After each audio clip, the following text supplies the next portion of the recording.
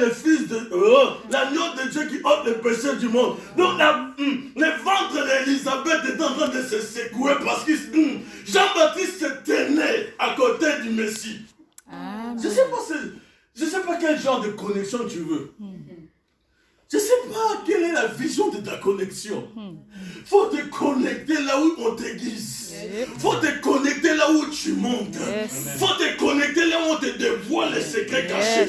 Il faut te connecter là où ils sont déjà passés. Il faut te connecter là où on va de plus en plus haut, de gloire en gloire. Il ne faut pas te connecter là où parce que les sentiments, je les connais depuis. Mais non. 10 ans vont passer, tu ne vas pas avancer. Amen. Une connexion, c'est la bonté, la compassion, l'amour de Dieu. La Bible déclare que Jésus est mis de compassion. Amen. Parce qu'il a vu que les gens étaient là. Il n'y avait que 2 poissons, 5 pains. Il va multiplier. Parce que l'amour de Dieu agit dans la connexion divine. Mais il faut que ça, avant que tu t'approches de Dieu, il faut que tu l'invoques. Jérémie 33, il dit invoque-le dans les mauvais jours. Cette femme était dans les mauvais jours. Qu'est-ce qui pouvait défendre les 2 enfants qu'on allait lui prendre? Personne. Son mari devrait de l'argent. Les enfants devraient aller en esclavage. Elle s'est dit, maintenant, qu'est-ce que je vais faire, homme de Dieu? Élisée, donne-moi une parole de l'Éternel. L'Éternel parle-t-il pas dans ta bouche? Quelle est la voix de l'Éternel? Quel est le projet de Dieu pour ces enfants qu'on va prendre? Leur père n'est plus là, je suis seul. On n'a plus rien. Il n'y a plus rien, je suis pauvre. Lorsque le père était là, les enfants ne manquaient de rien. Lorsque le père était là, on était sécurisés. On ne pouvait pas venir demander ses enfants comme ça. Mais là, il n'est pas là. Qu'est-ce que je dois faire? L'onction prophétique protège. L'onction prophétique sort de l'esclavage. La Bible déclare que par Moïse, Israël est sorti de l'Égypte. Amen. L'onction prophétique dans le ministère prophétique est ointe avec la délivrance. C'est obligatoire. Élisée ramène la délivrance. Il dit à cette femme, tu as quoi chez toi? Tu sais, ça veut dire le peu, c'est pas peu. Avec ce que tu as, Dieu va multiplier. Amen. Avec le peu qui lui restait, Dieu a multiplié. Dieu lui a dit, attends, va chez tes voisins, cherche des vases vides et remplis-le. Lui, il a commencé à couler. Lui, ça veut dire que la grâce de Dieu descendait. La grâce de la prospérité descendait. Amen. La grâce financière descendait. Et lorsque lui s'arrête, c'est là où il n'y avait plus de vases. C'est-à-dire que si elle avait encore des vases, sa richesse allait être encore plus grande. Amen. Connexion divine. Amen. 2 Chroniques, 20 déclare quoi? Dieu nous a fermés, mais on s'est confié en l'Éternel, il nous a fermés. Mais si on se confie à ses prophètes, on a la réussite. Amen. Ouais. On a la réussite. Mais on se connecte avec des vrais prophètes, avec des vrais oins de Dieu. Alléluia. Malachie, le prophète dit dans Malachie 3, 18, il dit, on connaîtra dans les temps qu'on est en train de vivre dans les derniers temps, ceux qui sont de Dieu et ceux qui ne le sont pas. C'est tout. Élisée était de Dieu. Voilà pourquoi il y a eu l'abondance dans la maison de cette femme. Elle pouvait aller courir demander aux voisins, même les voisins allaient lui dire, hé, ma femme là, ma chérie, on t'aime bien, mais on n'a plus de vase, on t'a tout donné. Elle était remplie. Ça veut dire que tout ce qu'elle avait fait, elle a fait du commerce avec. Elle a dû vendre. La Bible n'a pas mentionné la suite. Mais on a compris qu'elle était rentrée dans la prospérité. Amen. À cause de sa connexion avec le prophète Élisée.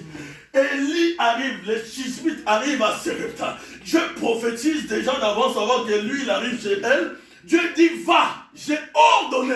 Lorsque Dieu dans la connexion divine il ordonne, il n'y a rien qui pourra arrêter la bénédiction divine. Oh, la bénédiction de Dieu connaît ton adresse. Amen. La bénédiction de Dieu connaît à l'heure où elle va venir. Même si à un moment donné tu montes ou tu descends, tant que tu es dans les voies de Dieu, tu vas te connecter. Amen. Bien aimé, je suis en train de te dire ici, c'est rien cette place que tu vois. Amen. Parce que Dieu cette nuit m'a montré déjà la nouvelle adresse. Amen. De quoi là tu peux? Amen. De quoi tu peux? Amen. Dieu il a dit, je vous vois. Amen.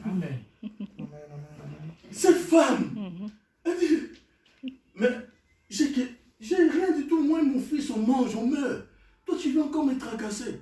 Mais elle ne savait même pas que Dieu l'avait déjà ordonné dans son esprit. Amen. Dieu savait déjà ce qui allait arriver. Dieu a tourné les dos, il s'est mis tranquille, péperos.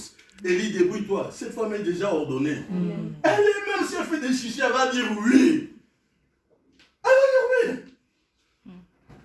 Oh patron, moi un peu de salaire. Oh non, je ne vois pas vraiment d'évolution. Ton travail, c'est pas vraiment ça. Ne t'en fais pas. Amen. Rentre dans ta chambre, Seigneur, ordonne-le. Amen. Ordonne-le. Amen. Ordonne-le. Amen. Ma fiche de paie me fait honte. C'est 999 €. Je retourne ça, c'est 666, les chiffres du diable. Seigneur, ça veut plus. C'est pas les chiffres de la bête. Est-ce que j'ai pas parlé? Non. C'est ça. Tu vas demander à Dieu, Seigneur, je veux plus. Amen.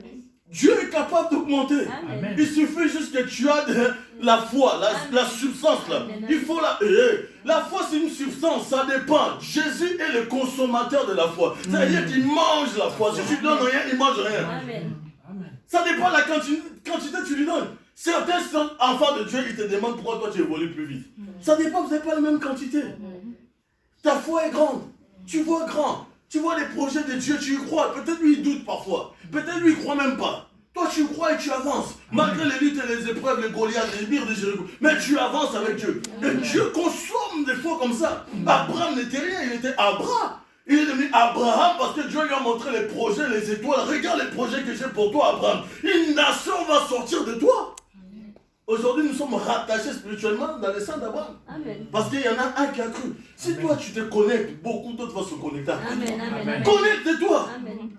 Connecte-toi. Amen. Si tu te connectes à la source, beaucoup vont être bénis. Amen. Si tu te négliges, beaucoup aussi vont périr. Amen.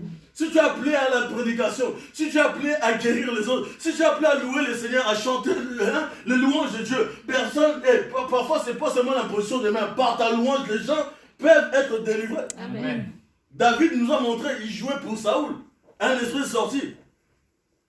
Alléluia. Amen. Seigneur, j'ai rien ces mois-ci. Ma dîme, mon offrande. Comment je peux faire? J'ai des enfants à nourrir, les factures EDF. Je lève EDF aux grandes montagnes. GDF après je vais dans les deux grandes montagnes. Seigneur, c'est difficile. Chaque mois, ils s'opposent à moi. Chaque fois. Et c'est ça ta prière. Seigneur, EDF et GDF. Mais Jéricho. GDF, il est Goliath. EDF. Fais quelque chose. Ah, on te voit chanter. Fais quelque chose dans ma vie. Une nouvelle chose. Non. Dieu ne veut pas te voir te tracasser. Dieu ne veut pas te voir chanter des choses inutiles. Il voit des choses, il n'attend même pas. Il a du mal à comprendre la tête. Il dit, mais il se parle chinois, le petit là. Depuis quand tu parles comme ça? Moi, je t'ai appelé à des grandes réalisations. On t'a demandé de te connecter, j'ai seulement une offrande de ceci, sinon on t'a demandé 50 €, bien 20 €, 10 €. Mais tu es là, tu raisonnes. Comme une sœur que j'avais chopée dans les paniers, qui avait donné 10, elle fait le chant dans les paniers de Dieu. J'ai dit non, viens là, je vais prier pour toi, parce que si tu partais, quelque chose de malheur est arrivé. Dans la maison de Dieu, c'est sacré. L'onction est très dangereux, on ne joue pas avec Dieu. Amen. Même si je vous fais rigoler là, mais on ne joue pas avec Dieu. Amen. On ne peut pas venir jouer. Alléluia, attends, arrête. Maintenant, dans la maison de Dieu. Allons un peu en Israël. Voyons, revoyons, demandez à Dieu dans les visions. Demandez. Un jour, j'ai vu une vision où, en Israël, comment les sacrificateurs étaient dans les synagogues en train de servir Dieu.